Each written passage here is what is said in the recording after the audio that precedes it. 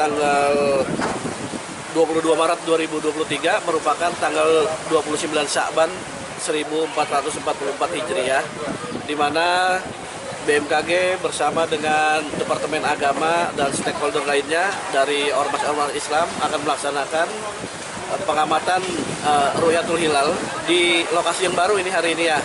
Kita berada di Pantai Wisata Galesong. Biasanya kita di GMTDC.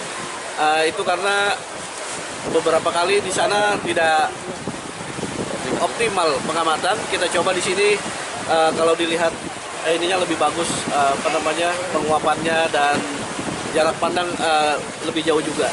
Begitu. Mudah-mudahan nanti hari ini dengan nilai sekitar 7 derajat atau pengamatan selama 34 menit di menit ke-10 atau ke-15, mudah-mudahan kita mendapat kesempatan untuk bisa mendapatkan hilal. Semoga cuacanya bagus.